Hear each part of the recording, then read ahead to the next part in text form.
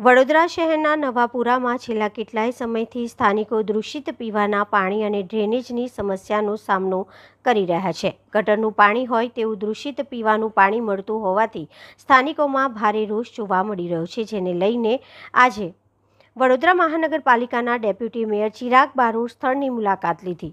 શહેરના નવાપુરા વિસ્તારમાં છેલ્લા કેટલાય સમયથી પીવાના શુદ્ધ પાણીના બદલે દુર્ગંધ મારતું દૂષિત કાળું પાણી આવી રહ્યું છે, તેમજ ડ્રેનેજની લાઇન વર્ષો જૂની હોવાથી જર્જરિત થતાં ઠેર ઠેર લીકેજ થયા છે, જેથી નવી ડ્રેનેજ લાઇન નાખવા કોર્પોરેશને અનેકવાર ટેન્ડર બહાર પાડ્યા છે, પણ કોઈ કોન્ટ્રાક્ટર કામ કરવા તૈયાર નથી।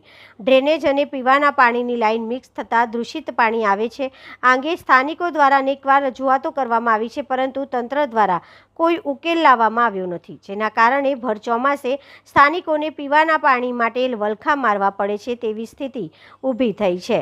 દૂષિત પાણીના કારણે લોકોને પેટમાં દુખાવો, ઝાડા ઉલટીના બનાવો બની રહ્યા છે। છેલ્લા ઘણા સમયથી ગંદુ અને કાળું પાણી આવી રહ્યું છે, જાણે કે ડ્રેનેજનું પાણી આવતું હોય તેટલું દુર્ગંધ અને દૂષિત પાણી આવે છે, જેના કારણે પૈસા ખર્ચીને પાણી મંગાવવું પડે છે। સોશિયલ મીડિયાના માધ્યમથી ફરિયાદો કરી છતાં કોઈ નિવેડો આવ્યો નથી। લોકોના સ્વાસ્થ્ય બગડી રહ્યા છે। વર્ષોથી આ સ્થિતિ સર્જાઈ છે। દૂષિત પાણીને લઈને વોર્ડ નંબર 13ના કોંગ્રેસના કોર્પોરેટર બાળુ સુર્વેએ નિવેદન આપ્યું હતું કે કોર્પોરેશન ડ્રેનેજ સફાઈ માટે કર્મચારીઓની સંખ્યા નથી વધારતું।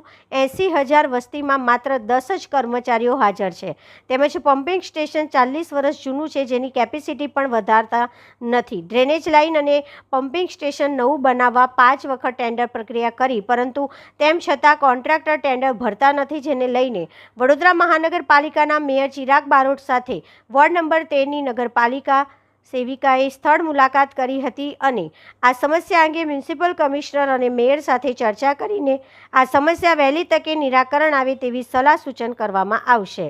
જો આ નવાપુરા કાર મેલા છે અને જો મારા પોતાનું હું કહું છું, મેં લોકોનું નહીં કહેતો, બરાબર?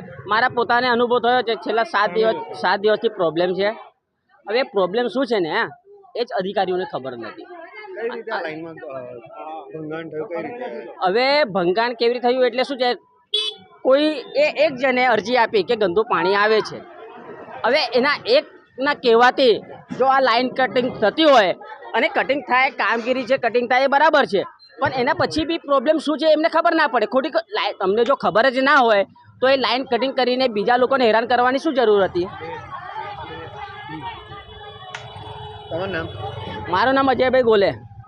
તેરમાં આ વિસ્તારમાં દૂષિત પાણીની સમસ્યાની ફરિયાદ આવી હતી મારી જોડે, અને એટલા માટે જ હું જાતે અહીંયા આવ્યો છું, કારણ કે વોર્ડનું સંગઠન અને કોર્પોરેટરો બધા જ ભેગા મળીને આ સમસ્યાથી ખૂબ જ એ દુઃખી હતા કે ભાઈ તાત્કાલિક આનું નિરાકરણ આવવું જોઈએ। અને વિસ્તારના નાગરિકોને પણ જ્યારે ગંદુ પાણી મળતું હોય તો એ લોકો પણ તકલીફમાં હોય, તો એમનું જલ્દીમાં જલ્દી નિરાકરણ આવે એવું અમે પણ ઈચ્છીએ છીએ, અને એટલા માટે હું જાતે સ્થળ મુલાકાતે આવ્યો છું અને અધિકારીઓને જરૂરી સૂચનાઓ આપી છે, અને આ સમસ્યાનું તાત્કાલિક નિરાકરણ આવે એ દિશામાં પગલાં ભરવાની સૂચના આપી છે। શહેર પ્રમુખ પોતે પણ સંતોષ નથી માનીના, એટલે તેમણે કાલે ટિપ્પણી પણ કરી હતી આ પાણીના પ્રશ્નો મુદ્દે।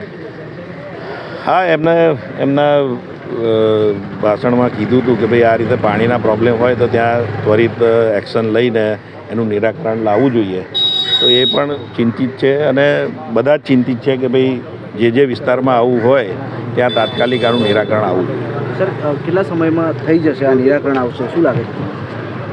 ગંદા પાણીનો પ્રોબ્લેમ એવો છે કે જેમાં ફોલ્ટ જલ્દી મળી જાય તો તરત થઈ જાય, પણ ના મળે તો થોડુંક એમાં ટ્રાયલ એન્ડ એરર કરવું પડતું હોય છે। જમીનની નીચેનું આ વસ્તુ છે, ખોદીને કોનું કનેક્શન લીક છે એ શોધવું પડતું હોય છે, એટલા માટે થોડોક વાર થઈ જાય, પરંતુ વધારે માણસો લગાવી અને આ નિરાકરણ આવી જાય એકાદ અઠવાડિયામાં એવી મને લાગે છે। છેલ્લા ઘણા સમયથી કે આ જે પમ્પિંગ સ્ટેશન છે એની કેપેસિટી ખૂબ ઓછી છે, એના લીધે ગટરો બધી ભરેલી હોય છે, વરસાદી લાઈન ભરેલી હોય છે, પાણીની લાઈનો પણ લીકેજ તમે જુઓ તો 2 મહિને અહીંયા આગળ તમને લીકેજ જ જોવા મળતું હોય છે। તો એના માટે રજૂઆત અધિકારીશ્રીઓને કરેલી હતી, કમિશનરશ્રીને કરી હતી, બધા જ પદાધિકારીઓને પણ કરી હતી, પણ આજે ડેપ્યુટી મેયર વિસ્તારની મુલાકાતે આવ્યા છે। જલ્દીમાં જલ્દી આનો પ્રશ્ન સોલ્વ થાય એવો પ્રયત્ન રહેશે અમારો। તમે રજૂઆતો કરેલી, એમાં ઘર્ષણ થયેલું આ પાણીની બાબતે? ચોક્કસ પાણીની રજૂઆત, પાણી એક એવો વિષય છે કે તમે ઉઠો એટલે તમને પહેલું પાણી જોઈએ. તમને એક ટાઈમ જમવાનું નહીં મળે તો લોકોને ચાલશે, પણ પાણી નહીં હોય તો લોકો નહીં જીવી શકે. એટલે પાણી આપવી એ અમારી ફરજ છે. લોકો અમને ચૂંટીને લાવ્યા છે. વિસ્તારના લોકોને કોઈ તકલીફ પડતી હોય તો એ જોવાની અમારી ફરજ છે. અમારા ધારાસભ્ય માન્ય ચૈતન્યભાઈ દેસાઈ, સાંસદ હેમાંગભાઈ જોશી, એમણે પણ કીધું છે કે વહેલામાં વહેલી તકે આ કામગીરી પૂરી કરો, અને કોઈ બી તકલીફ પડે તો અમે બંને તમારી સાથે ઊભા છીએ.